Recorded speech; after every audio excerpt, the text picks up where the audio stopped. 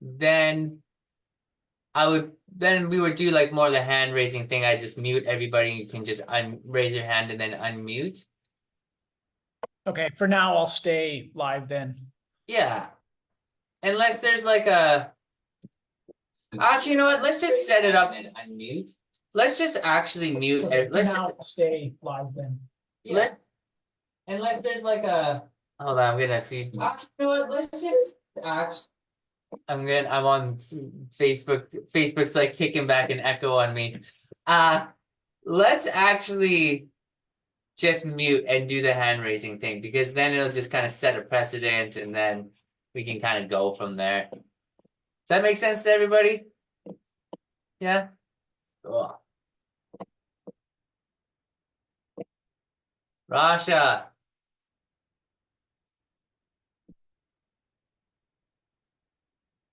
I think you're muted, Rasha. There you go.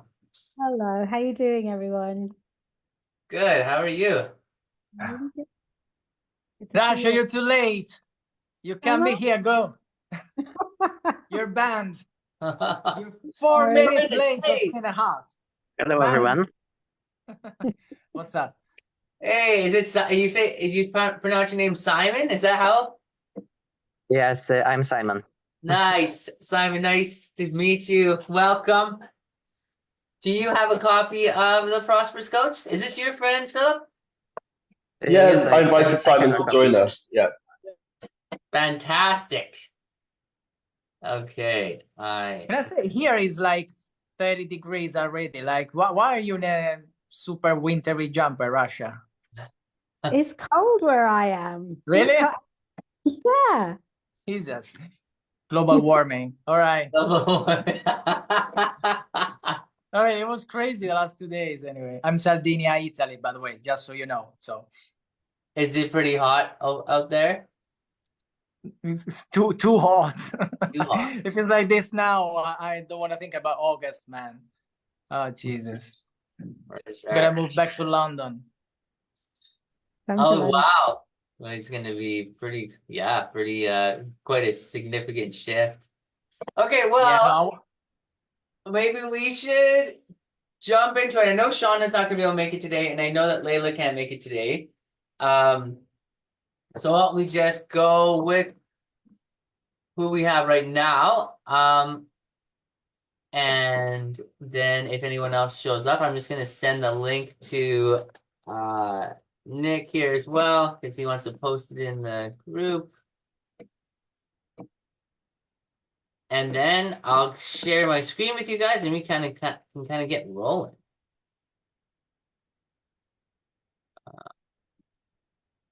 Come on, computer.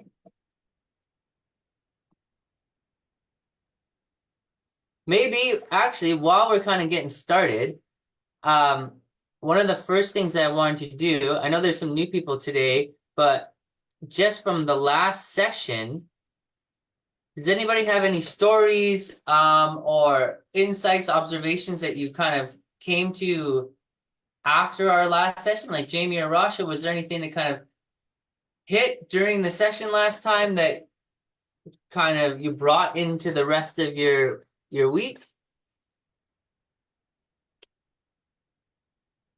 Do you know what? I don't think I can answer that question, Neil, because I feel like if I'm honest, I feel like I've been bombarded with information. Not like just by going to loads and loads of different sessions throughout this week that I can't remember what's what at the moment. So that I'm a terrible student. Sounds like it's a information overload period. I think so. And I've been moving house as well. So I've moved home this week as well. So there's also a bit of like erase that's happened there as well. So, sorry. Jamie, Okay. I'm passing the baton over to you. Yeah, Jamie, you have Well, I mean, maybe I could hide behind the same excuse, but I don't have that excuse because my life is pretty simple. But yeah, I think last session was just trying to get an idea. I'm not a coach, so just trying to apply some of the thoughts to my situation. And it might take a little more mapping before I can start to see some of those things in my life and bring it back. Cool, man. Yeah, I'm definitely gonna kind of keep promoting this idea that it's called the Prosperous Coach, but to me it's really called the Prosperous Person. And obviously it uses a lot of coaching lingo throughout the book. And I definitely study it from the perspective of a coach, but I also study it from the perspective of how it affects my personal relationships, how it affects my my teaching. Like I had a student last night, and I feel like through studying the Prosperous Coach and studying other books that are related to coaching, it helps me better as a teacher, helps me just as a better communicator, better promoter. Mostly, I really like this quote that Nick Bettini actually just posted that comes from Rich Litvin, one of the authors of this book today. And the quote is, coaching used to be called leadership. So it's really just kind of like coaching is really just taking a stand for someone. It's really just being like, I'm going to speak to the parts of you which are the positive, maybe are forward-thinking parts, the parts that you want to take into the future, you know. And a lot of the time I find, at least for myself, I'm sure that you can agree that it's easy to kind of have a limiting belief and then work within that limiting belief and then negotiate about your life from within the limiting belief. So, Neil, I have a definition of leadership I think I've brought up before, but I wonder if my definition still works when applied to the theory of coaching. And my definition is a leader has the capacity for other people's struggles or issues, or however you want to do it. So it's people that are able to go through life and have room for other people's stuff without bringing their own, like they've managed their own stuff. So do you think that maps to the coaching idea, is that the best coach has the capacity for other people without being overwhelmed by their own life? Yeah, I would absolutely agree. Yes, 100%. The coaching and leadership, especially leadership on high levels, is very much about that, being able to kind of get out of the way of your own story about how things should be or should work, and have the mental, emotional capacity to see someone and see how they're operating, what they're dealing with, like you say, what they're struggling with, and then also be able to tease out from what they're struggling with their strengths. Because the strengths are really what you're going to want to leverage, right? To play into people's problems all the time. It's like if you had an employee and they're like, I'm struggling with this, I'm struggling with this, I'm struggling with this. Trying to solve the problem for them isn't going to do that much for them. But being like, these are some of your strengths that you can map to this problem, and I know you can do it because you have these valuable skill sets that's why you're here. That kind of shifts just the narrative on both ends. Does that kind of map with what you're saying? Mm-hmm. Yep. Yeah. Beautiful. Anything else anyone want to say before we dive into this? Any questions or commentary before we move ahead? I'm curious how dinner was. Yeah, no. It's still It was early. really, It's still it was early. really good, but the last moment, he started talking, and I was like, I don't care about how the food tastes. I just want to join the conversation now. Nice. Yeah. Mikael, Yeah. how about you? How about What's up, guys? Mick is fine, by the way, if you wanna call me Mick. Okay. Because in other meetings, even with clients, I have this problem of other people don't know how to say my name. So Mick is fine. Okay. By the way, Philip, I thought you had a napkin. Like instead, it's your sweater. It's just, okay. That's for the sauce. Look, I just wanted to say I watched the first half an hour of the episode 1 of this TV show. I didn't have the time to finish it, but I got it in my whiteboard. I'm gonna finish it on Friday. So I got the context of the beginning of it. I don't have it all though, but I read the second chapter you sent us. Oh, by the way, nice to meet everyone that I don't know. So I'm a musician, social media manager, producer. I work with 2 coaches, maybe too many coaches. I should work with other people. I don't know. But so I'm getting into coaching, and I met these beautiful people. Some here from the Domino group of Nick Bottini. What can I say? No, just the beginning, it was very American, like, oh, I was broke, but then I decided to do this. It was raining, and it was really cool. It was written like a bestseller, proper bestseller, right? But all this stuff is really fascinating. So I wanted to read this book from a long while because of the people I'm working with are, Prosperous Coach is the #1 book. With a few others, but that's really always come up. So when you said, okay, there's this book club, it was right when I was going to read it. So great. So give me all your wisdom and knowledge, Neil. Let's go right now. All right now. Let's. Thanks, Mick. I'll do my best, and I'll be definitely trying to tease it out of everybody else here as well. Let me see if I also really like, just as a side note, that like you work as a musician, social media, you work with a lot of coaches, so obviously you're kind of pulled into the situation. But also find this book interesting from that perspective, from the perspective of the industries that you're involved in, which is something I think is really important, because if we just think of the book from a coaching perspective, I just don't think it's fully utilized.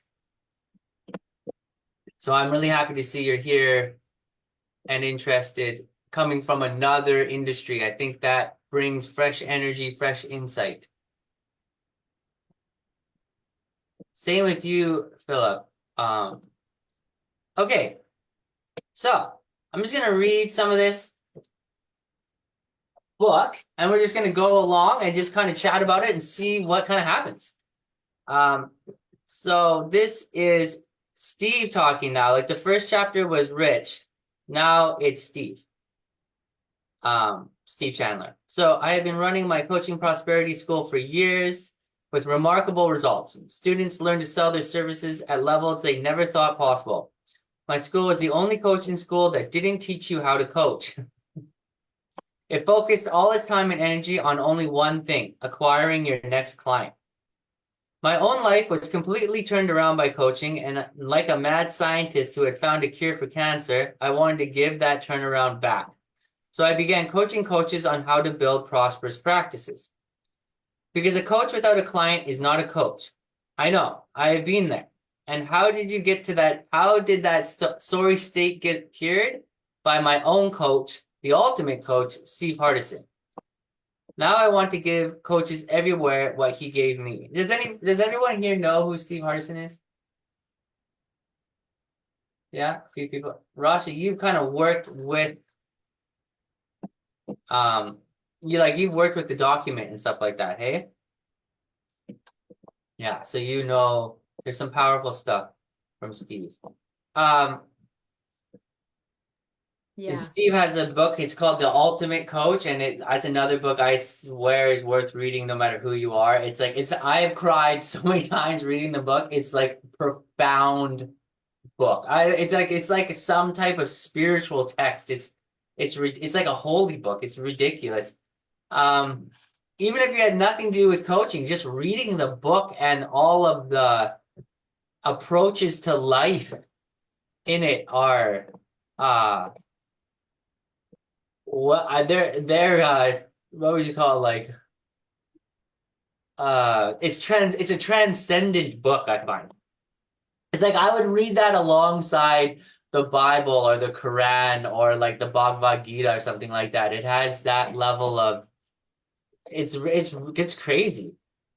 It's not enough for coaches to simply be good coaches. If you're a coach reading this book, I want to make you as good an enroller as you are a coach. So this is a word that we're going to really unpack.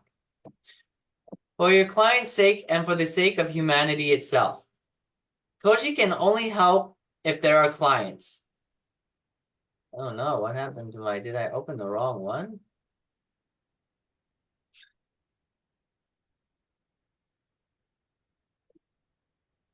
Hold on a second. No. Did this happen? This is what happened before, but now it's happened with a different page. Hold on one The second. link that you sent was good. Yeah, that's what. Yeah, but Jamie was telling me that it didn't work, and And then then the new link that you sent was also good. the what? Sorry, The new link that you sent was also good. the meeting The link. no, not the meeting link, the PDF link. Oh, it was good. See, that's crazy that it worked for you because it wasn't working for other people, and I'm just actually going to grab it off of.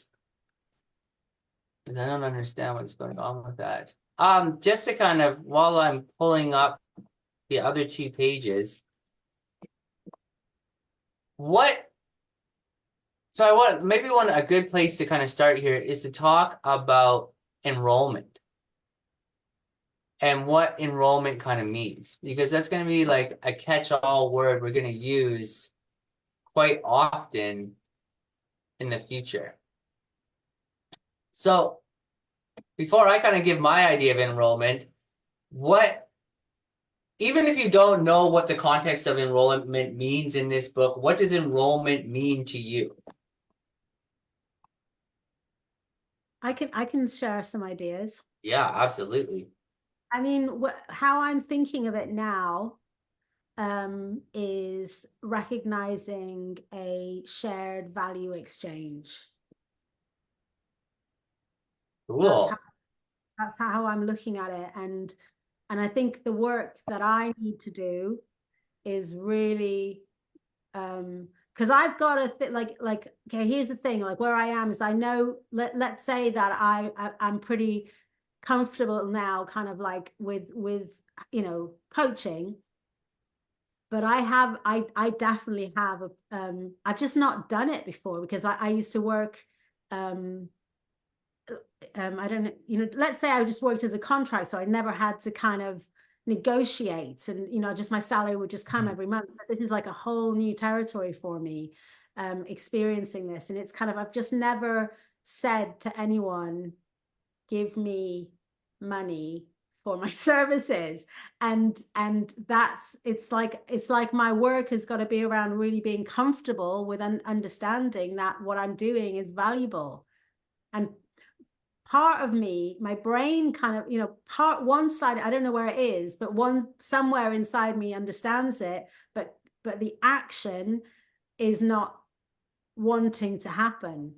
So if I hope that makes sense. So yeah, so I guess the work for me is the value exchange, and it's really kind of trying to recognize the value that I'm offering. Does that make sense? Yeah, I think that makes sense. If I'm hearing you correctly, it sounds like what you're saying is you see how this is valuable on two sides, like what's valuable to them and what's valuable to you. And then being able to translate your acknowledgement of that value to the other person so that they can understand. Yeah, that's it.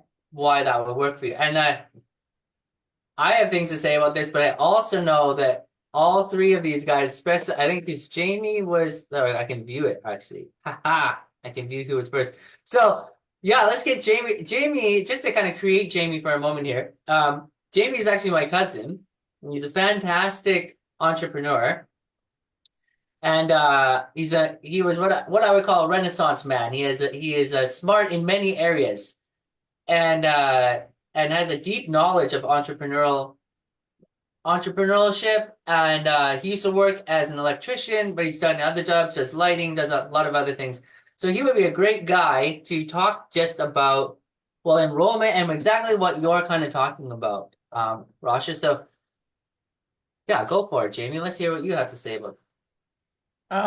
So when it comes to the word enrollment, I have a different, I guess, definition of it, and it comes from courses I've taken and structure of website courses. And it's enrollment is the first step to starting something.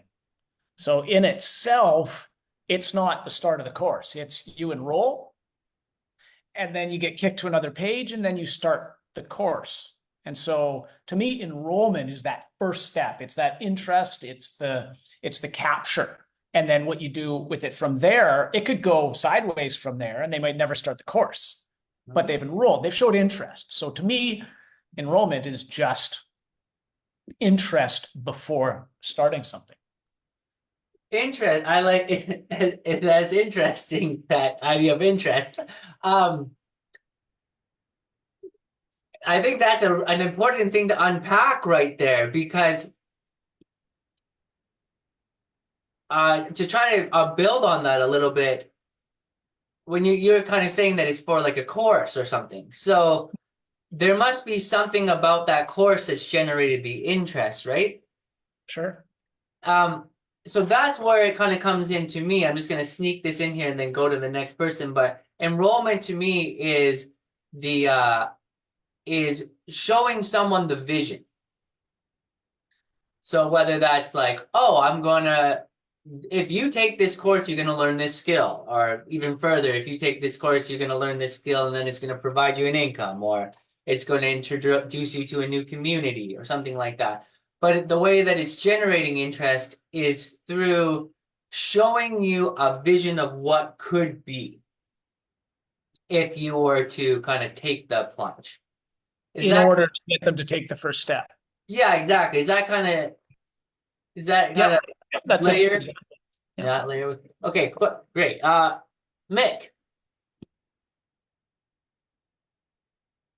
Sorry. Okay. What's up? By the way, Neil, I just wanted to say, if it's giving you a problem screen sharing the book, I think most of us have it. We can open on the desktop, but also I was thinking for people that may want to watch this later, it's nice to have most of the video with all the people, because you see all the reactions.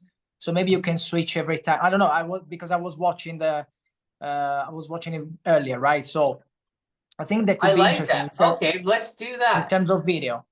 So if I go like this, does it make sense? Can I stop the screen? Stop the share. Yeah, you can stop, restart, something like that. Nice, we're dialing it in. Yeah, man, no worries. I'm a video producer, so that's fine. Okay, that's good.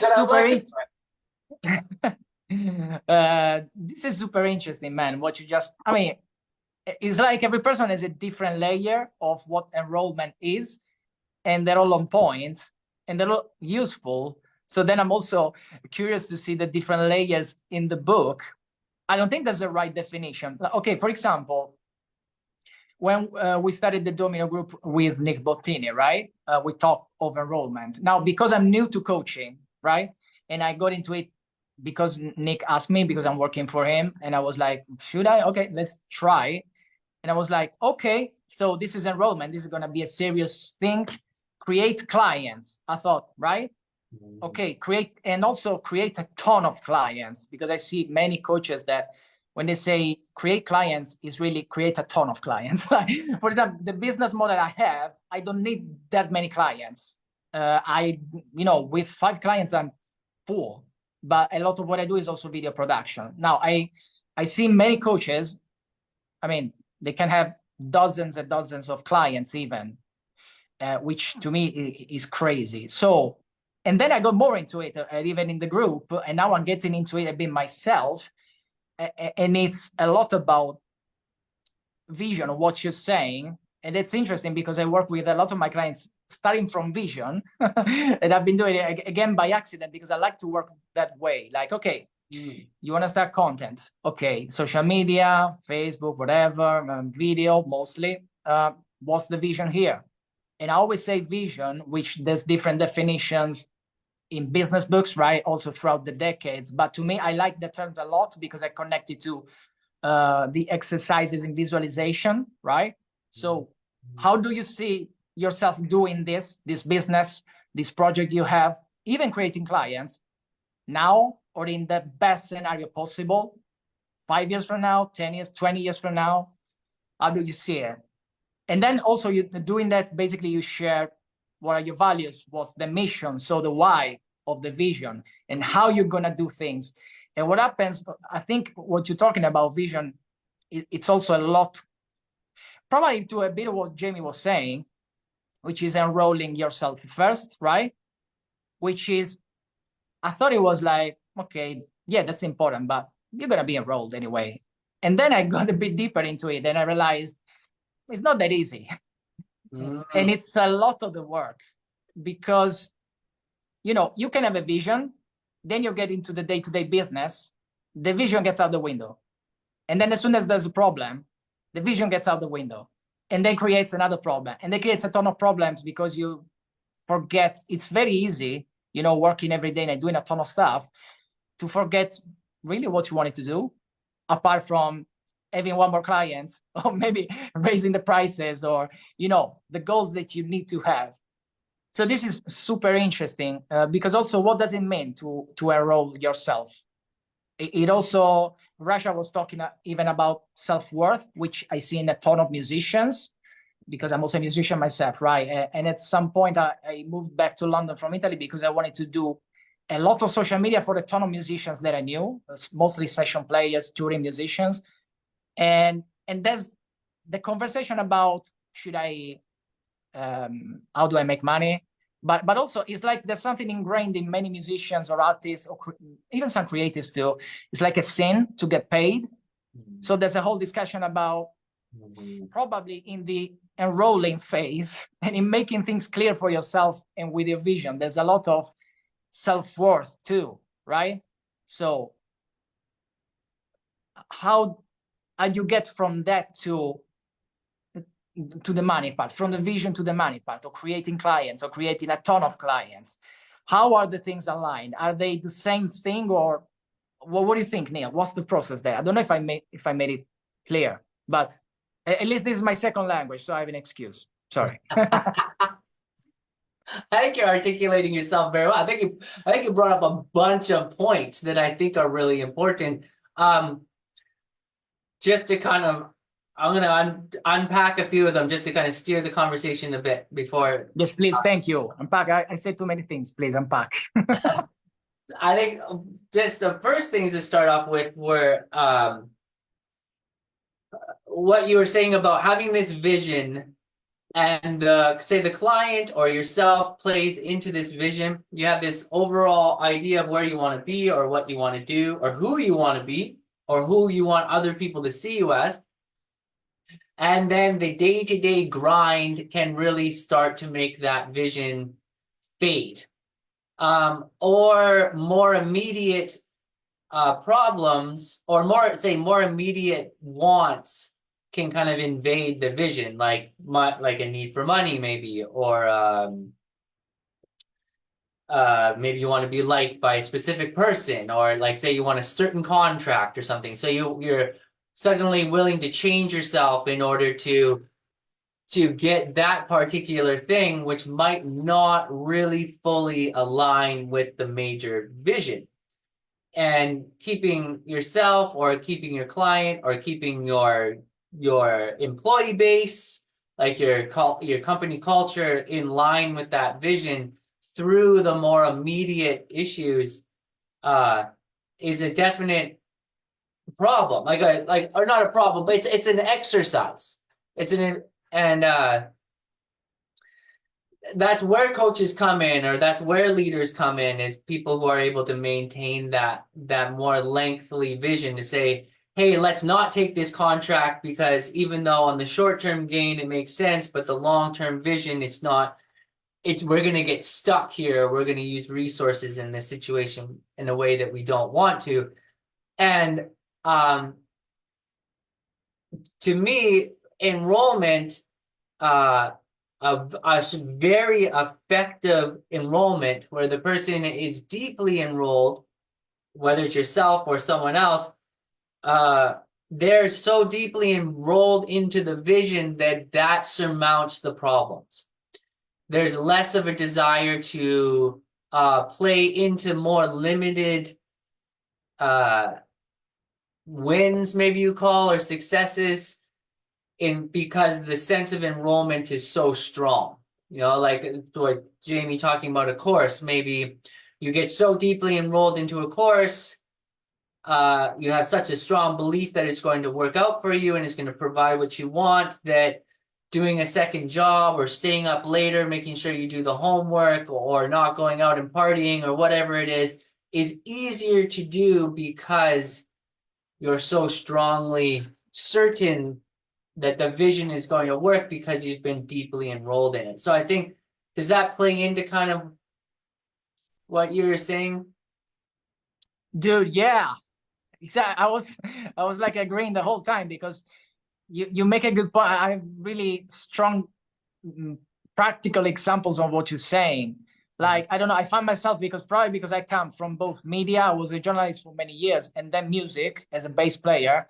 So, and I don't come from an entrepreneurial kind of background or family.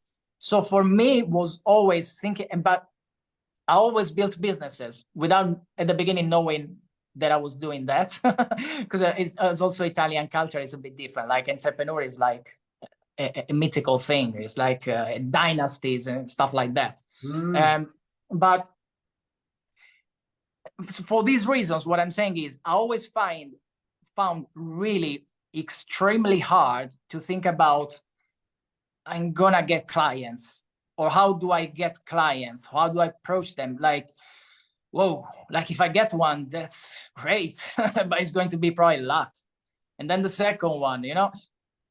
But because the way I built businesses, like starting from the web, in the beginning was really a movement, like the perfect definition of movement, the first thing I did, because it was connected really to a demonstration that was happening in Italy, and I built a website there, and I was 25, something like that. I was so enrolled in the vision, I didn't care at all about the money. Anything. I basically built a top 10 website of news in Italy, what became in 2-3 years. And then I sold it to the main media company in Italy. Like it was a hobby. Like I had a ton of fun. I did all the steps. Then I did it again as a businessman or entrepreneur. And it was so hard, man. Maybe I was a bit older, but I was doing all the steps of entrepreneurship, okay? Including how do I get clients? And it was so hard. I wasn't enrolled at all. I was taking a completely different approach. And then the third time, which is what I'm doing now, this social media agency, I'm combining the two things, like the whole instinctual, without any thought, completely enrolled in the vision part that I had in the first business I made, but also with the entrepreneurial steps and taking a more professional approach with also more skills that I didn't have at the beginning. And it's very interesting, man. So what you said, the obstacles disappear and everything becomes easier, is very practical to me, what you're saying, because I really lived it many, many times. But even imagine the clients you have, the problems that arise with clients. If you're enrolled in their vision, and, you know, working with coaches, this happens, you know, or probably even with artists, all those problems as well, if you even help them reconnect to their vision, which they can lose. And if you're enrolled in that vision as well, in the mission of the company, what they see they can really create, all those obstacles, both of you together, and also him as a client and you working for them, becomes much easier. So I see what you're saying really practically in a ton of applications, man. Thanks. Yeah, I did. Yeah, I very much believe it to be true. It's like there's been many situations where I've seen that to be practical truth. It almost always falls apart once there's not a sufficient amount of people aware of the overall vision. The thing starts to fall apart. They have to be enrolled into it and then also see their own kind of position in it. There's so much more I could unpack because you said so many potent things. I'm going to move on though to Philip because I feel like we could just keep riffing on this for a while. So let's just shift gears for a second and see what Philip has to say. Also fascinated by Michele. I forgot what I wanted to say now. Yeah, I wanted to say so. Yeah, about enrollment. I think I've kind of like it's been in my mind the whole time in Domino. I think just now I've got that like I figured out how I actually want to express it. I think for me, enrollment is the looking at like so Nick or whoever does a course, looking at that person's online presence. Like what have they already put out on social media? What's that? Like you Google their name. What's their website? Oh, okay, it's a good website. Okay, cool. Have they got something on YouTube? Okay, they've got Facebook, Instagram. Okay, okay. Okay, cool. He's got an Instagram. He's got loads of followers. He's got loads of value. Oh, I like these posts. This is interesting. I'm watching this. That's what gets you enrolled because suddenly you see that that person is who they say they are and they've already provided you the value, right? It's the same thing happened with Nick. When I first saw him, I don't know, I added him on Facebook randomly. I just added him. And I saw him putting out all these Facebook posts for ages. And I was like, wow, okay, that's really insightful, that's really meaningful. Join some Facebook group. Wow, that's really interesting, that's really insightful. Oh, look, he's got a book on Amazon with a foreword by Jacob Collier. Yeah, exactly. It's building trust, Rasha. It's like, okay, Jacob Collier wrote a foreword for his book. Wow, okay. Oh, he's got a Facebook thing. He's got a YouTube. Okay, now I'm enrolled. I'm enrolled. Like whatever Nick says, I'm down. So I think for me, like it seems like enrolling is actually about like because all of these ideas I've got in my mind for coaching or teaching or whatever as a musician, music artist skills. Cool, you've got them in there, but if they're not like if you haven't presented them somewhere online, it's hard to enroll people. I think like for me at least, if I had like my message out online as all the content there already on whatever, if I had some great YouTube videos that I think that is just like a great way to get someone enrolled because they already can see, well, he knows what he's talking about. He's serious about it. Whereas if it's like, you Google someone and you're like, oh, okay, he's got like an Instagram account that has like 5 posts from 2 years ago. Okay, he's got like a Facebook page of like 10 likes. It's like, maybe he's good. He could be good, but it's a lot harder to get enrolled if you don't see that trust has already been built with the audience. I wonder what you have to say to that. I think that there's two. I'm first of all, I'm going to play into what you're saying because I think that there's a lot of great things in what you're saying. I think that the overall thing that you're saying, and I caught onto it at one point, is that you feel served before you've even talked to him.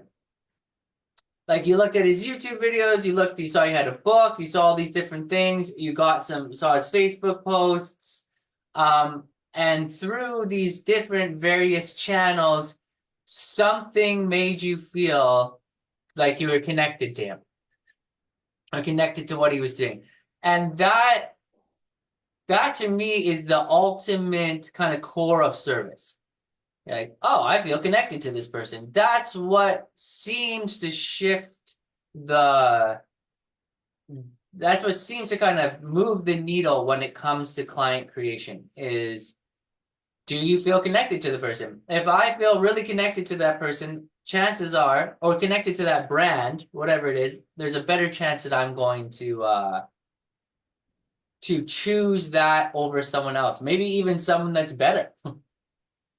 And that's like a form of service, is to have those things in play. Interestingly enough, this book is going to refute a bunch of those things. And Nick and I have had conversations about this because my online presence isn't necessarily that strong.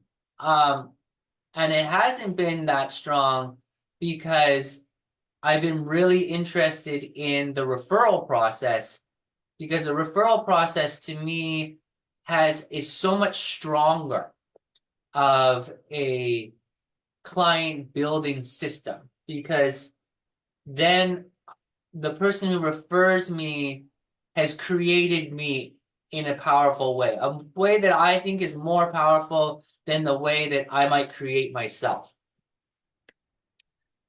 So though we've had conversations about this, because basically what he said was that you're right, and he has all those things up there, and he explained kind of enrollment and client creation as about 10% media. But you got to have that 10% locked in. It's not like you want to have 10% media that's not very good, because that's probably going to do like you a disservice. People are going to go and look you up, and then it's going to detract. It's almost better to have no media presence than have a kind of a crappy media presence. But spending a lot of time thinking that that's going to be your catch-all or funnel, though it might bring people in the door, it may not create the synergy that's needed to sustain your client base. And the client base can come a lot more from when people are deeply enrolled in what you want, or sorry, deeply enrolled in what their vision is, their vision, and how you can help them, whether you're a music teacher or like a business owner or whatever. That level of enrollment will attract, it kind of creates a reciprocal force. Jamie actually had spoken about this before. So I really do agree with you, Philip, and I do know that you are thinking quite deeply about the systems, the internet systems, the online systems for yourself, your online presence, and I think that's great. And it should be locked in. There's just another aspect of it, which is kind of the sustained referral process, which he uses to refute some of those things later in the book. So I'm not denying. So in some way, first of all, it doesn't matter if the marketing's good if the product is shit. Yeah. And it also, maybe for me, I think I see it also as a bit of a procrastination thing. Like I'm like, I'll only try to, get clients once I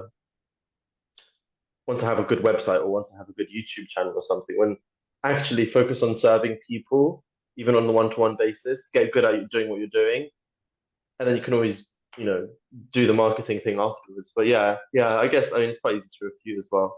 It's got some credence, but then that's exactly what kind of happens in this book. Just to be quick, I want to hear what Jamie has to say too here.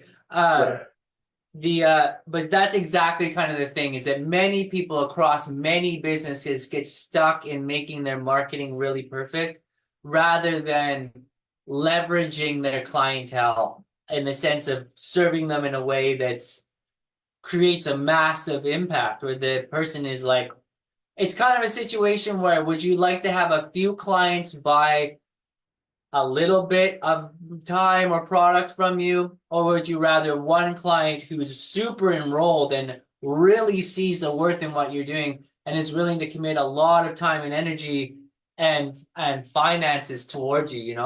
It's kind of like, what are you looking for, the Walmart McDonald's approach, or are you kind of looking for the gourmet dinner kind of approach? They're two just really different. Both of them are going to have marketing, but one of them is going to be more focused on the who's coming through the door and how they're serving them. So yeah, again, not to refute the marketing, just that sometimes something is right in front of your nose. Like you could have a really good client right there and you're thinking about everything else except the client. So Jamie. I think this industry is a little bit similar, or any industry where the stakes are high. If you're looking to hire a coach, there's a lot ego, there's a lot that you're expecting out of it. So the stakes are high. You're not going to pick a random person. And in my industry, when the contracts can be $100,000, $200,000, nobody is going to go to Instagram and find somebody, or Google and find somebody and just pick them randomly. It's that social media marketing is the social proof. It's part of a number of steps. The first one would be a referral. Their neighbor got some work done. It was great. So they hop on the internet, they go and they look at your social proof and they say, okay, we're aligning. This seems right. They're already enrolled because their neighbor did it. It's been approved by somebody else. Then there's social proof so that they make sure there's not 5,000 other unsatisfied customers. From there, once you acquire the client, it's the experience. And that's what keeps people coming back. Price doesn't really matter. I mean, that's what a lot of people talk about. But in the end, you don't get clients that come back because you were the cheapest. Come back because the experience was exactly what they had hoped it to be. You found all their needs and then you went. So I think social media, like Philip said, can be a distraction. And it's a way of saying, okay, I'm going to limit myself until that's perfect. I'm going to like huddle in the corner here. Once that's perfect, once it's good enough, it's a reason to not, it's a failure of success almost if you dwell too much on that. And so in my industry, and I think this one, when the stakes are high, social media is just part of a multi-step procedure and not even the first step. So that's my take. Nice. That's why I think that it's so important to have other industries in this conversation, because coaching can be like a glue that is cross industry, but the actual kind of formulas or strategies involved in different industries, it amounts to leadership. You know, that when you go into someone's house and you're going to say redo their kitchen, well, they got to have a vision of what their kitchen is going to be. And then you have to powerfully create that vision for them. And that's going to get people talking. All of a sudden, they're going to be in that kitchen. Wow, you did such a great job. Like, who's the contractor? Maybe I want to get my kitchen done. I haven't thought about that. You know, like it starts these conversations that creates a deeper enrollment. All of a sudden, there is a potential for more clients. And then, like you're saying, that this kind of social media can kind of be this backstop of like, you go there, it confirms what's already been said. And it's kind of part of the research method. It's not the original kind of foot in the door thing. So that's what I think is really important. Mick, we're gonna go with you, and then I'm gonna try and get a little bit further down this. No, absolutely. Actually, I didn't want to talk because I wanted to go on with the book, but because you said many things about social media or marketing, I just wanted to address really quick, like I'll do, like rapid fire, because I think many people have opinions, right? At the end of the day, really, I've seen it in the coaching, but also in general for business or in social media in general, there's really no wrong answers, because it all starts from how's your business, what's your business model, what's you going for, what you want, which is actually part of your vision. I mean, from your vision should come the business model or business goals, hence business models, hence strategy, hence, okay, social media, is it a part of it or not? And what do you do? What platforms? To make it really simple, even to answer you, Philip, because it started from you, right? Like basically connected the vision. Oh, I see the vision in some people's content online. Like that's how I found Nick Bottini. Like he spoke to me through the content. Really forced at the beginning. I would even, as Jamie said, I think he's right. Like I wouldn't start from content. Like get something really first. Get some clients. Get also some budget so you can have people helping you, so you're not doing everything yourself in terms of content. But again, it depends from who you are, what's your vision, and what's your business model, and what you want really. Because there are even, for example, some coaches come from media or from podcasting. For them, it's a strong asset to have content, you know. Some other coaches, for example, maybe a bit older, but also depends from what they want. They don't do social media at all. They go only for referrals, like you were saying, Neil. And that's a super strong thing, especially when you have higher prices. You really need strong referrals and high status, right? And I completely agree with what you're saying. Like, for example, I do only through referrals, basically. I'm not doing any content for myself in social media. At the same time, I was speaking with someone recently, and they were telling me, yeah, but you can really make a business, I guess, scale of the business only through referrals. You got to approach cold. So it depends from what you want. If you're a coach, for example, who wants 50 clients, 100 clients, and can manage that in some ways, even with groups, can you do that just for referrals? Maybe a few years, some years, or maybe for the business model you have, for what you want, from what's your vision. Maybe you just need 5 clients, they pay you a ton. So there's really no wrong answers. And, you know, at the same time, like you said, 10%, there can be an approach, again, because there are models, especially from successful coaches that have already done it, even recently. But at the end of the day, I mean, again, there's no wrong answer. Why not do 100% social media, 100% reaching out to clients, 100% warm outreach, and do everything? Why not? I mean, I don't see really. Okay, I'm gonna shut up. I like that. I like that. I like that. Just put energy into everything and kind of find how it balances for yourself and your vision. I think that makes a ton of sense. Okay, I want to try and move further down this book, see what we can do here. Everyone can see the book now? Yeah. Okay. No one has been coached as I have. Let's make sure that I'm on the right page here because we were going. Yes, coaching can only help civilization if there are clients. No one has been coached as I have, and now all I have is yours. I started my coaching prosperity schools because there was one thing missing in our profession, and it was the most important thing of all: a coach's ability to build a client list, a coach's mastery of the client acquisition process. It was missing. Coaches were all gung-ho about learning to be great coaches. They went to schools, read books, listened to powerful audios, got certifications, even got coaches who taught them to coach better. But the big missing was still missing. I think they said that, I think there's supposed to be a piece in here, but how do I get a client? How do I sell without being afraid? I think this is across industry. Sales fear, call reluctance, money fear, confusion of service with personal worthiness. This is a huge one. I think is cross industry. All diseases inside the coaching profession. Many times these diseases were fatal.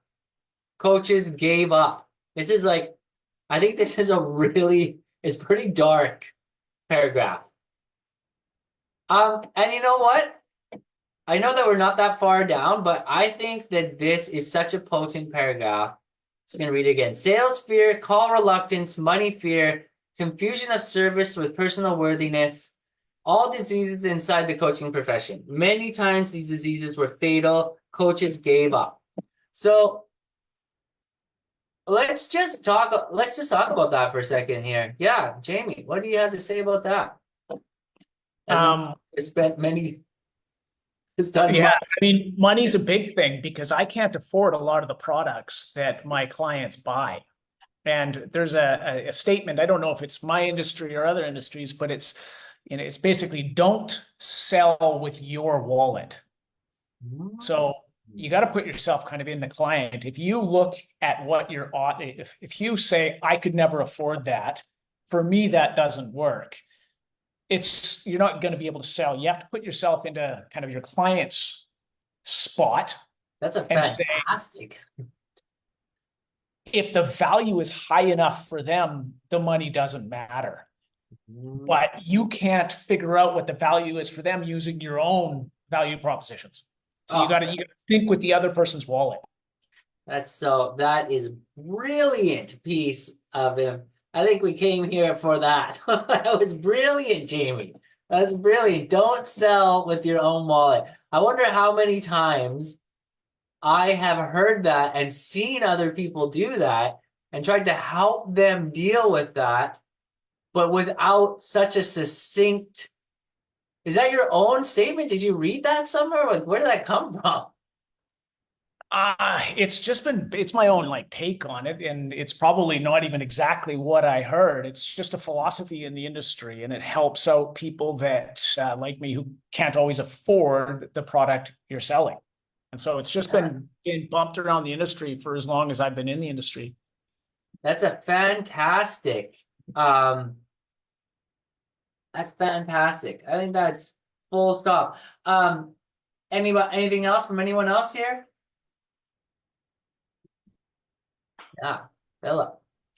It's really hard to do that though because it's so counterintuitive. Like I'd be like, yeah, I can't afford to spend like £2,000 or £3,000 on your coaching thing, but gosh, I'd love to. But another person's like, yeah, okay, sounds good, I'll do it. Like I've got that money in my account right now. Like I don't have that money in my account, so it's quite counterintuitive, isn't it? But Yeah. maybe you don't need the coaching as much as they do. That's the idea. You got to think from their perspective and say, well, how can this be worth it for them? They need it, or there's value in there that you might not see because maybe you don't need that particular coaching. That is also brilliant. You're spitting fire, Jamie. You're spitting fire, buddy.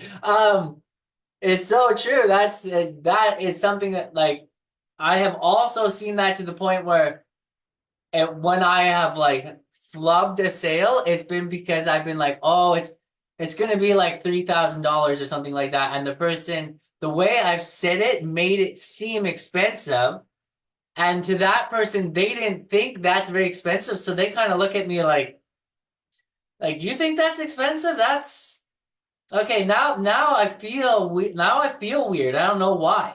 But if you're just like, it's $3,000, they're like, wow, that's great. Wow, what a great value, you know? And it'd be shocking to me from where I'm sitting, but to them, they're like, that's a bargain, you know? So being able to understand that is like you're saying though, Philip, that's counterintuitive. So maybe, Jamie, just to unpack that, how have you dealt with that kind of experience? How have you put yourself into do you have any systems that you? I try to figure out how much I think my client makes per year, and then look at it and say, okay, if I make 100,000, he makes 1,000,000, right? Something that I want to sell him that's $10,000 is the equivalent of $1,000 to me. So will I spend $1,000 on a TV? Yep. Will he spend 10 grand on a projector? Yeah. So it's the same thing. It's like, what's the pain attached to that amount of money? For me, it's a lot. 10 grand. Whew, I don't think I'm going to buy a projector for 10 grand. For him, whatever, right? My 3 Ferraris have lost that since I took them off the lot.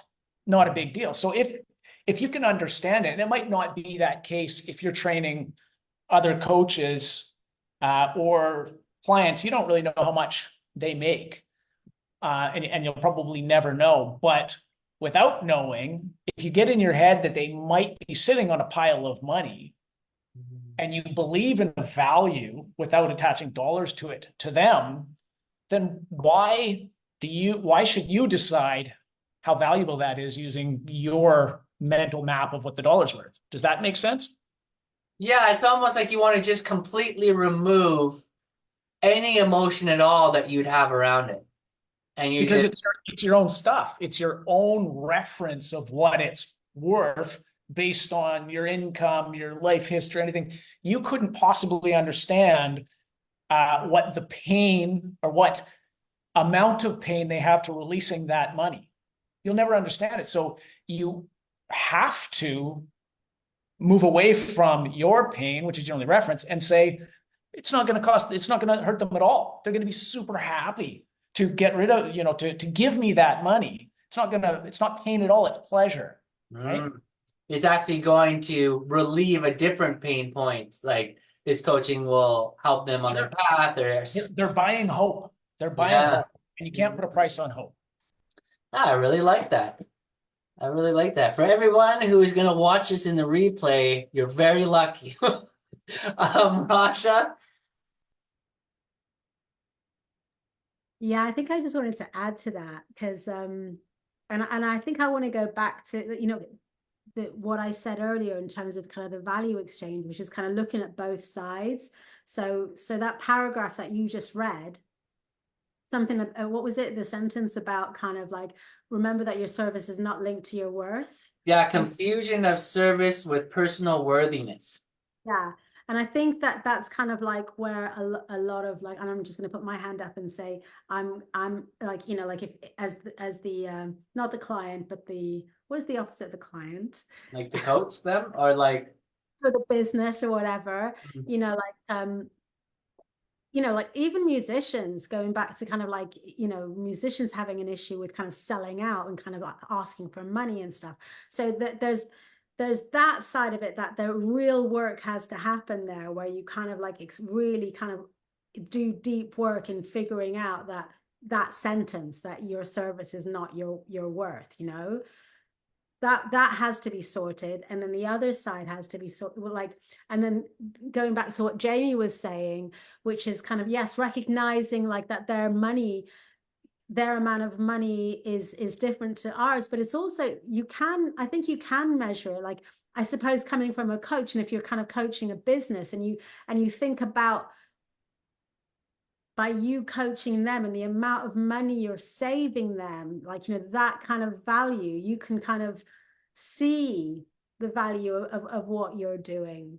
You know, like by saying, Oh, by I see what you're that.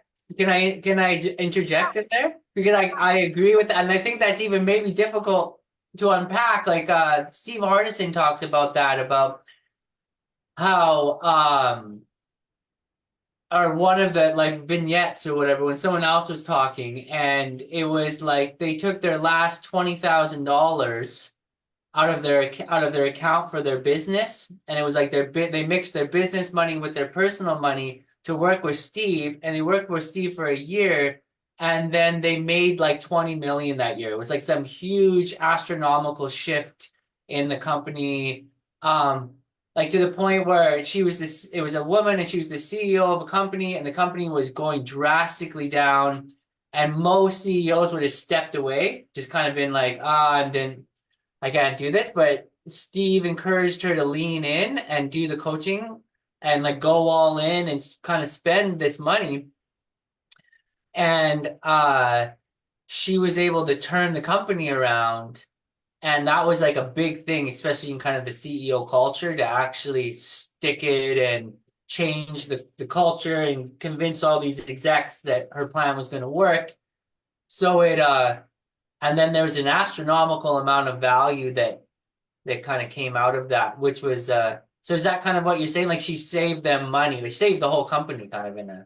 Yeah, and I suppose it's like, you know, like when you're starting out, it's kind of like tricky to kind of see, but like then it's making me think it is important to kind of like capture all the things that you're doing and try and kind of like measure it, to kind of like, as kind of social proof of concept, to kind of know how you've helped people, to then, you know, to keep that, to recognize the value, you know, potential value that you're giving people, and therefore kind of helping you see, or just seeing what other coaches are doing and seeing how they're supporting people and the value that they're helping and creating, and knowing that you're going to be able to do the same.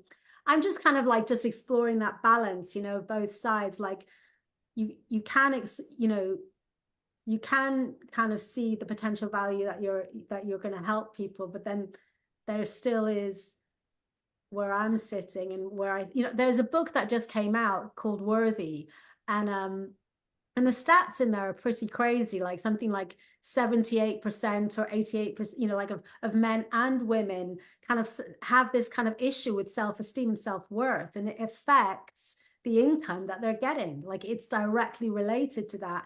And that's where work really needs to be done, which is then, I suppose, what coaches kind of do as well. You know, like that's how important the work of a coach is sometimes with that. But am I going on a bit too much? Is it making No, sense? I think you're really threading out something that's not easy to talk about, and is actually very important, especially when it comes to personal worth, like to kind of try to frame that. Like it slips away from me because personal worth is a big deal.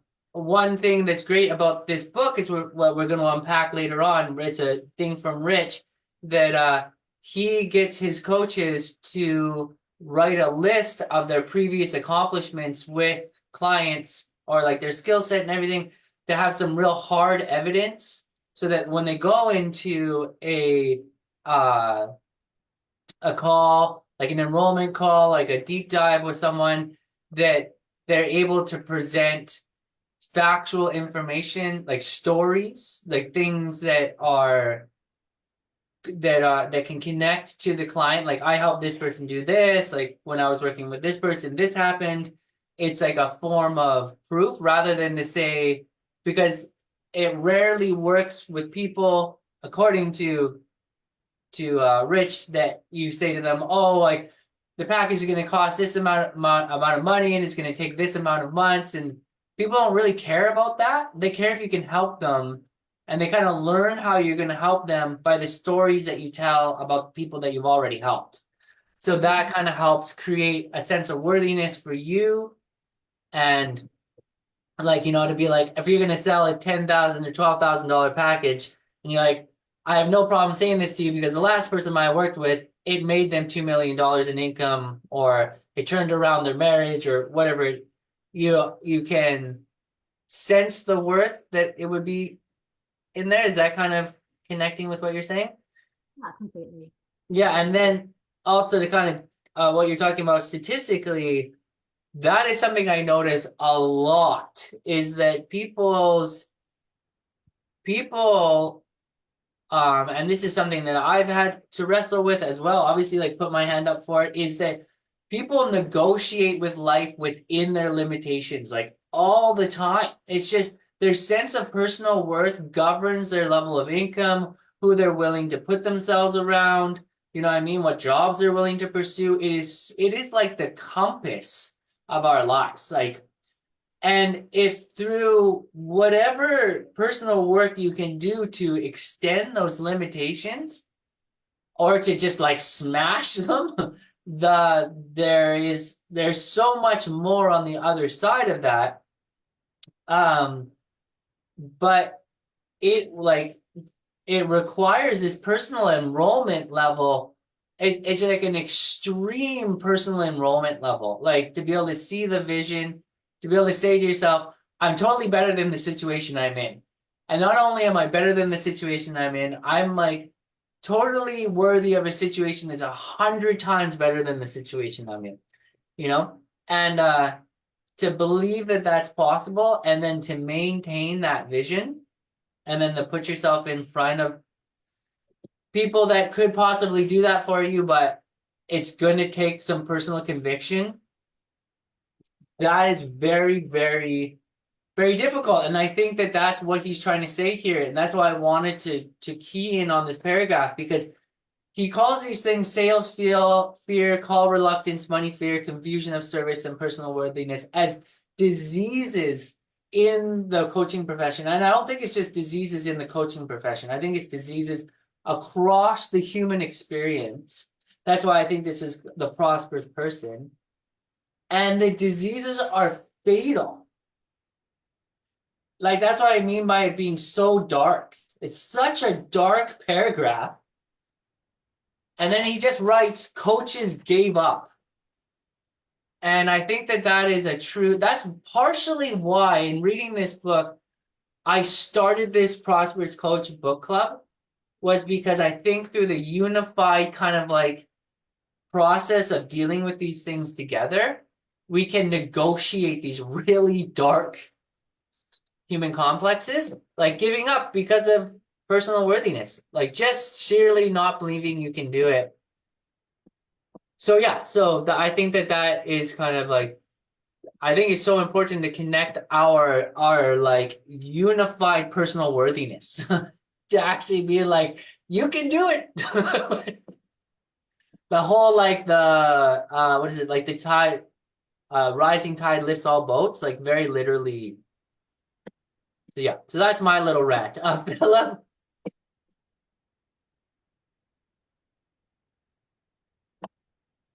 Oh yeah, right. Okay. Here's an exciting question. I'm listening to all of this. I'm taking notes, and I think it's just amazing. How do we change it? How So, do we yeah, increase our self-worth? that's a really good question. Do you anybody here? What are some of the strategies other people use? Yeah, Raja. I mean, it's doing the personal work. And so like there's so we were talking about Steve Hardison and the kind of like his process of the documents, and it's kind of that was really, really, really useful for me to do that. And what it was a process of kind of writing down, like noticing your thoughts, noticing your judgments, and writing them all down. And then kind of looking at them and kind of like one by one, asking yourself, is that really true? And kind of maybe recognizing where that judgment came from, maybe recognizing that it was a judgment that happened, that when you were young and it made sense for you to kind of use that judgment then, but probably isn't useful now. And then this is the next bit, which is interesting, where you kind of forgive yourself for judging yourself in that way. And you can't, it's not just a kind of like, the interesting thing is that you can't just say, I forgive myself. You really have to meditate on it, really think about it, make it visceral, make it kind of, there's something like, it can't just be a statement or a thought thing. It has to be a body thing, actually forgiving yourself. And then come up with a different statement saying like, I forgive myself for judging myself that I thought money was evil. Actually, a fairer or a more useful phrase is that, and then you come up with a sentence that works for you. And it doesn't have to be the opposite. It can be something like, a fairer statement is that the world is abundant, something like that, and so I'm kind of talking about the document process, but it just completely kind of like changed my trajectory in terms of kind of like, life and kind of happiness and all that kind of stuff and possibility. I think that's the biggest one, but it's not. And then there's a book that I'm reading called Overcoming Under Earning, and I'm doing that as a book club as well. And it's kind of like challenging your money stories. And recognize, for me, that was all about money. And it was like, yeah. And so that's a kind of like a deeper process into just one of those lines that come from the document that you kind of like, so it's rewiring your brain, bottom line, but you do it in a way that like it's visceral and it's not just an affirmation, a statement. Does that make sense? I want to just kind of fill in some about that too, because I don't think everybody here is kind of aware of how powerful the document is as one of Steve Hardison's kind of core premises of his coaching style. Would you agree with that, Raja? 100%. It's super powerful. I didn't really realize as well how powerful it was until I did it. And then like a few months later, like life changed, Yeah, and he really is like kind of the difference to me about the document, and I think this is true, like even if you just use some of these ideas, is that Steve talks about the document as what you are living into. So it's like you kind of go through your judgments, you start to erase or change or shift those limiting beliefs or things, your judgments you tell yourself, and then you create the sentences, like you're saying, that you want to live into. And then he says to like even to recite your document to yourself like 25 times a day. To call people and just recite your document to them into the phone. And it's a really powerful and super scary thing to do, because we very easily limit ourselves, especially to the people who are close to us. So saying things like, I am an angel of creation, or something like there's a lot of people who say things that are very powerful in their documents that are almost metaphysical. You can see beyond their flesh in the way that they talk about their document. So to reveal those types of things to an everyday person that could judge you or try to limit you in that, could be very, very difficult. And Steve urges his people, he demands in the way that he does, in almost a scary kind of like, if you don't do it, all hell is gonna break loose kind of way, you know? So I think that you're right.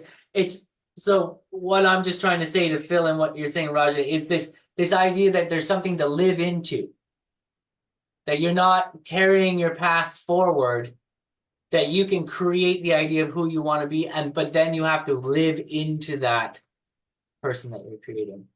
Jamie, you have sorry, Raja, does that make sense to what you're saying? Yeah, I think I just wanted to say you're right. Like it's kind of, and I think I just wanted to go back and underline the thing of like, so what you said is like creating something and living into it. But I think I wanted to underline and just kind of the idea of kind of checking your past beliefs and kind of getting rid of them before you kind of like, you know, create your future and live into it. So there's that's also quite important. Definitely. So you got to clear the table first before tabula rasa. Great, fantastic. Jamie? Yeah, that it all makes sense. I have a little bit of a different take on it and it might be helpful. I know it's helpful for me. And the fact that it's in a book, it's mentioned as a disease in the coaching industry, but self-doubt is a human condition. We are all suffering from it. You are not alone in doubting yourself. And so if it's true enough to make it into the book, and he speaks to it as a disease, it is rampant. It is out there. You are not alone. And sometimes that's enough to recognize that everybody suffers from it and many people have overcome it. So just start. You can have your own personal journey to overcoming it using some of the techniques that Rasha talked about, but it can be done. And it's a human condition. It's not, you are not alone in it. And that's, I think, for me, very, very helpful. Yeah, I absolutely agree. I think that is for myself personally, I'm always interested in the things that connect us together, whether they're, you know, quote unquote good or bad things. It's just something that's cross-human so that we can all, and to me, that means that the human race as a species can leverage that together because we all have a story about it. So then we can all share those stories and be able to connect no matter who it is. If people are willing to be open about it, that is one of the many connecting points just across the human experience that can empower us. Again, another reason why this book club is important to me, or just hanging out and talking to people. Okay, so we've got like 10 minutes left. I'm going to read a little bit more of this. We're going to see how far we get. I feel like we unpacked a ton of stuff. Like I was saying before, this book is just, it's like a quantum book. You start to talk about like a few lines and really get into it.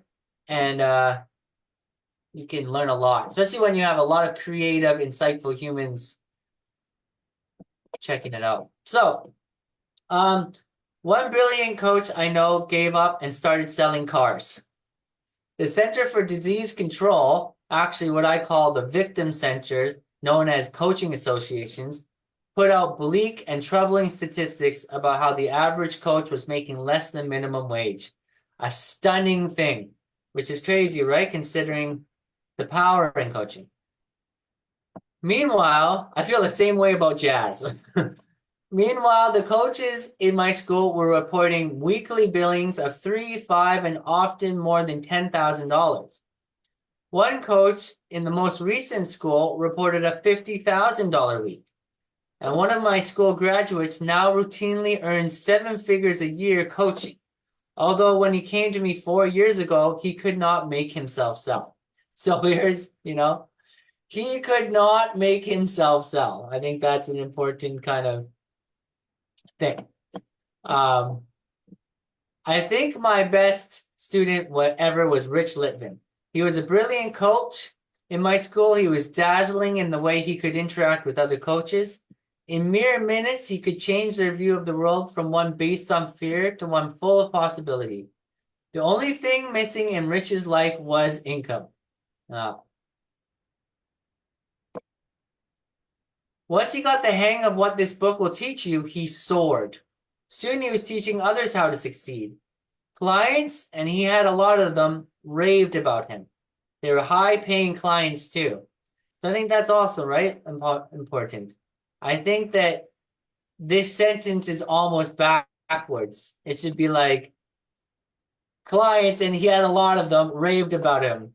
Once he got the hang of the book, what the book teaches, he soared. You know, like the fact that these clients raved about him are probably why he did so well, you know, because of the book. But I think that that's just an important statement. Soon, Rich and I were doing seminars together. It wasn't long before I was actually learning from him. When we got up to talk in our seminars, I never left the room. I just got my notebook out and learned. Now it's your turn. So I really like, just to kind of cap off this session, this statement right here. Because I think that encompasses so much of what we were talking about. Just in So pardon? I was just going to say that there's your referral. Yeah, How's it totally. going with enrollment, right? Wait, you gotta explain that. Yeah, unpacked for that for me, because I think I understand what you mean, but tell me more what you mean. So if this is a referral-based business, we just got a referral from somebody who's obviously got a reputation in the industry. And if the goal was enrollment and to share the vision, how do you think he did? I'm curious to see how people would, because I think this chapter is kind of putting in place what we talked about with enrollment and everything before. So he's almost getting clients for himself through this book. So it's very meta. Yes, yeah, absolutely. And that's actually a great thing to kind of talk about, because lots of people kind of fear coaching to be like a multi-level marketing scheme. You know, there's a lot of people who get this idea that, and what's also really interesting is if you read Steve Hardison's book, The Ultimate Coach, and you read the history of him, there was a point where he thought about going into multi-level marketing. He like looked into it and he thought about it as a thing, and then through a series of events, he didn't do that. He went and became like a coach. So I think that it's very interesting that even in kind of Steve Hardison, for people who don't know Steve Hardison that well, he's kind of like he's like the Jesus of coaching or whatever. He's like the originator of the whole kind of concept of personal coaching as we understand it today. And then Steve Chandler was really his first major client that then went on to want to kind of spread the gospel. So it's interesting to me that multi-level marketing and Steve just kind of brushed each other, right? So I can see how there would be amongst people kind of this idea of coaches coaching coaches and people paying to be coaches, and like it just becoming like an industry that eats itself in this.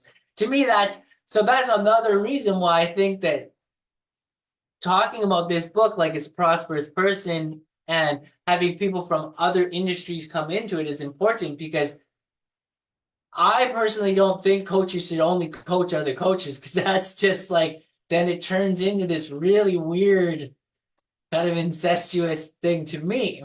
And also then I also feel like it becomes so buzzword terminology soaked kind of insular thing where it's almost like a cult.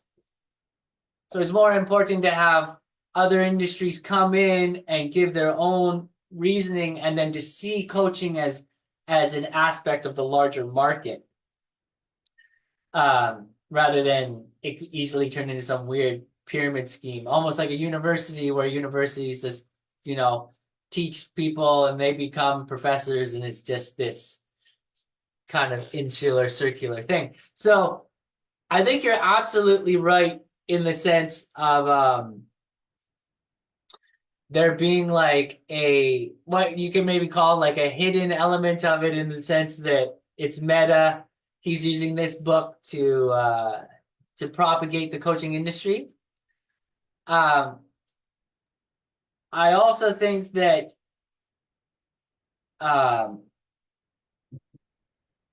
what he's kind of trying to say is that all of us, regardless of what industry we're in, at some point are Rich Littman, you know?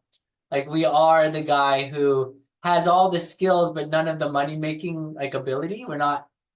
We don't know how to take what we know innately and then generate some money off of it.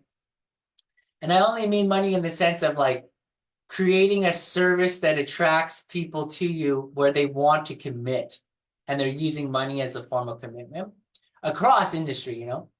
And to bring it back to the like renovating a kitchen, like once you put the money down, now you've committed, now the thing actually is going to happen and you got to live through people tearing your kitchen apart. Like, so like one way or another, there's this, that element in there.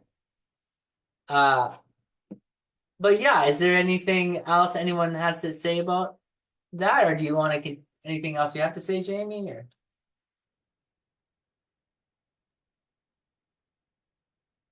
yeah, go for it, man. Okay, thanks. No, I think it's really interesting because when you were saying the coaches only coaching coaches, it's difficult to say even. But it's something that I really experience a lot because, okay, making content again, there's a lot of talk. Me coming out of coaching at the beginning, like a year ago. Oh, my phone is dying. Why? I couldn't understand. And coaches say things all the time like, seeing a possibility or who are you being, dropping the stories, integrity. Okay, but normal people, do they understand these things? It's really interesting. But because for me, for example, reading this chapter now that I have in front of me, what as a normal person, which now actually I even understand this coaching lingo, but going back a year, reading this, the first thing I think is, okay, so Rich Litvin is great. It was great I read at this point. Still couldn't really make the money he could have made because there was a mindset shift. I don't even think it's about techniques or skills, or there's a mindset shift, right? Which is connected to understanding, to self-worth, probably even more that I don't know because I haven't read the book. But that's really interesting just to say, because you can even relate. Okay, so it was in the situation we are too. What's the change that needs to happen? And in the case previously, it was really powerful what you said, Jamie, like about putting yourself in the perspective of the client. And I wanted to ask you really quick, I don't know if it's connected to this, maybe it's one of the mindset shift, but is it really putting yourself in the perspective of their values, what they value best? Because, okay, if you sell a toothpaste and they buy it, they value toothpaste. But if you sell services, what is that they value in the service you make? Because it can be a ton of different things, right? Do they value more numbers, more tripling their income, more the connection they have with you, that you're a role in their vision? It can be a bunch of other things. How you interact with the team. And on the other side, you were also saying, figure out how much they make. And what I get is maybe make them choose the price based on how much they make, they have, and even their values. So, for example, I know if we know how much they make, because a ton of people say what they make, especially in coaching, you can tell them something like, okay, so for this service, for really the things you want to build with this, starting from your vision, starting also from your values, what's the percentage of how much you make a year that you think this is worth? That could be a way, right? But it's really two things, like putting yourself in the values and then also the number. I don't know, it's interesting. Are you asking me? Yeah. Or also if the other one to say. I think the moment you say how much of a percentage is this worth it for you, that sounds like salesmanship. You got to give them the ability to choose. And so what we used to do is we would have bronze, silver, and gold packages. And so some people They were very price conscious. They would go with the bronze almost always, but then they'd realize that something in the silver package they want, and they'd bump up. Other people, if you said like platinum package, they would always take the top package. And so you've kind of brought, in this case, their ego into it. Well, do you want to go with the cheapest package? Oh, no, I'm made of money, right? I'll do this. And so that's better than saying, well, how much will you give me? Because that's like, I'll take everything you can get. You don't have a value on what you're offering, except as much as I can pull from you. And that feels like a scam. But what I want to address is back at the start when you said, how do you tell, how do you get an idea of what they are willing to pay? And I think the answer to that is you can't. The only thing you could be sure of is that whatever you think it is, because it's based on your stuff, is not the right answer. Other than that, it's full of potential. It can be anything. The point is to move away from using your own life to decide what's valuable for them. So I can't give you an answer on the upward side of it and a formula. I can just tell you what you don't want to do in that area. Does that answer your question? Great. This is great. I love it. Thank you. You're welcome. I'm taking notes. Yeah. I would add too, in that, at least coming from the Prosperous Coach book, from myself too, I guess, is that once you start to build up that knowledge of your value through results and are really results driven, moving up your income, like moving up the prices of things, is easier because you've shown results. And then also looking at the money as a filter for commitment. Like how much is the person, like to kind of related to what you're saying, Jamie, I would think to someone who picked the platinum package, they would definitely, like, ego would definitely play into it on some level, but also they're just like, they're the type of person that if they can pay for the platinum package, they're either come from family wealth or they come from the fact that they're just committed to things. They're like, yeah, 100% platinum package. I know that's going to be the best deal because you're going to give me everything I want and fantastic service. I'm going to be at the front of the line. So like, let's do that, So it's kind of a filter for their level of commitment. I also have found that the higher priced things are, the less people want changes. They'll be like, yeah, that's what it's going to cost. Great. I'm going to give you this money. I expect that it's just going to go the way that we said it would go at the beginning because I'm a decisive person, and then we're going to get it done, whereas someone who's picking like a lesser cost things, they might be more they might try to subject you to more changes. Like their pain is higher. Right? Yeah. Their pain is higher for that money. My brother Rob used to say the same sort of thing. When you're working at a restaurant, it wasn't the very wealthy people in a restaurant that were the biggest, the most difficult people. It was actually the people that came in that, were spending a high percentage of their income on a night out that were really, really difficult because the pain involved in giving up that money, they wanted so much for it. I don't know if that's a good analogy. I do think that's a great analogy. It definitely kind of shows. So it can filter to a certain degree, because that person might not have that actual money. It just kind of gives you a sense of what your client is going to be that you're working with, and then having a good strong conversation around the vision, I think, also really helps. Well, this has been another great session, guys. I hope I got a ton out of this. I hope that you guys all got a ton out of this. And I will put this actually up on YouTube because I'm going to create a series as well for this on YouTube. And I'll see you guys in the next one. Thanks.